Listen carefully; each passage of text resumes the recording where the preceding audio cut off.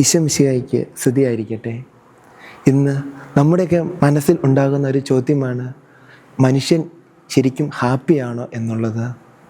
നമുക്കും നമ്മോട് തന്നെ ഒന്ന് ചോദിച്ചു നോക്കാം, ഞാൻ സന്തോഷവാനാണോ സന്തോഷവതിയാണോ എന്ന്. നമ്മുടെ ചുറ്റുമൊന്ന് നോക്കിയാൽ, ഒന്ന് കാതോർത്താൽ നമുക്കും കാണാൻ സാധിക്കും, സന്തോഷമില്ലാതെ, സമാധാനമില്ലാതെ, നിരാശയിൽ അകപ്പെട്ട് ജീവിതം അവസാനിപ്പിക്കുന്ന കുറച്ച് പേരെ. നാം പഴയ തലമുറയെന്ന് വിളിച്ച് തഴയപ്പെട്ടു പോയ, വീടുകളിൽ ഒറ്റപ്പെട്ടു പോയ മറ്റു ചിലർ, സന്തോഷം തരുന്ന ഹോർമോണുകളായ ഓക്സിറ്റോസിൻ്റെയും ഡോപ്പമൈൻ്റെയും അളവ് കൂട്ടുവാനായി രാസപദാർത്ഥങ്ങളെ ആശ്രയിക്കുന്ന വേറെ ചിലർ, അതിന് അടിമകളായി പോകുന്നവർ. ഈ ഒരു അവസരത്തിലാണ് വിശുദ്ധ ഫ്രാൻസിസ് അസിസിയുടെ ജീവിതം നമുക്കൊക്കെ മാതൃകയാകേണ്ടത്. ലോകസുഖമോഹങ്ങളെല്ലാം വെടിഞ്ഞ് തൻ്റെ സഹോദരരിൽ ദൈവത്തെ കണ്ടുകൊണ്ട് പ്രകൃതിയെയും ജീവജാലങ്ങളെയും സഹോദര സഹോദരി എന്ന് വിളിച്ച് ജീവിച്ച ഫ്രാൻസിസ് യഥാർത്ഥമായ ആനന്ദം എന്താണെന്ന് കണ്ടെത്തി. അത് മോഹങ്ങളിലല്ല, ആഴമായ ദൈവസ്നേഹത്തിലാണെന്ന് അദ്ദേഹം തിരിച്ചറിഞ്ഞു.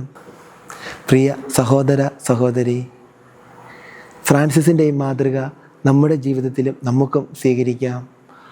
ആഴമായ ദൈവീയ വിശ്വാസത്തിലും സഹോദരങ്ങളുള്ള യഥാർത്ഥമായ സ്നേഹങ്ങളിലും ബന്ധങ്ങളിലും പ്രകൃതിയോട് ചേർന്ന് നിന്നുകൊണ്ട് ലളിതമായ ഒരു ജീവിതം നയിച്ച് നമ്മെ തന്നെ സ്നേഹിക്കാനും അംഗീകരിക്കാനുമായാൽ നമുക്കും നമ്മുടെ ജീവിതത്തിലൂടെ യഥാർത്ഥമായ സന്തോഷം എന്താണെന്ന് കണ്ടെത്താൻ സാധിക്കും. അപ്പോൾ യഥാർത്ഥമായ സമാധാനത്തിൻ്റെ ഉപകരണങ്ങളായി നമുക്കും തീരാം. ഈ ഒരു സന്തോഷം സൂപ്പർഫിഷ്യലായ ടെമ്പററിയായ ഒന്നല്ല, മറിച്ച് ദൈവത്തിൽ നിന്ന് വരുന്ന പൂർണ്ണമായ സമാധാനമാണ്. ഇത് നമ്മുടെ ജീവിത പ്രശ്നങ്ങളെ ഒഴിവാക്കുന്നില്ലെങ്കിലും ഈ പ്രശ്നങ്ങളിൽ സമാധാനത്തോടെ മുന്നോട്ട് പോകുവാനുള്ള ധൈര്യം നമുക്ക് കിട്ടുന്നു. വിശുദ്ധ യോഹന്നാൻ്റെ സുവിശേഷം 14-ാം അധ്യായം 27-ാം വാക്യത്തിലൂടെ ഈശോ അരുളി ചെയ്യുന്നു, ഞാൻ നിങ്ങൾക്ക് സമാധാനം നൽകുന്നു, ഞാൻ തരുന്ന സമാധാനം ലോകം തരുന്നത് പോലെ അല്ല. ഈശോയുടെ ഈ വാക്കുകളിൽ അടിയുറച്ച് വിശ്വസിച്ച് വിശുദ്ധ ഫ്രാൻസിസിൻ്റെ മാതൃക സ്വീകരിച്ച് നമുക്കും സന്തോഷത്തോടെ ജീവിക്കാനാകട്ടെ. അതിനായി ഈശ്വരൻ നമ്മെ അനുഗ്രഹിക്കട്ടെ.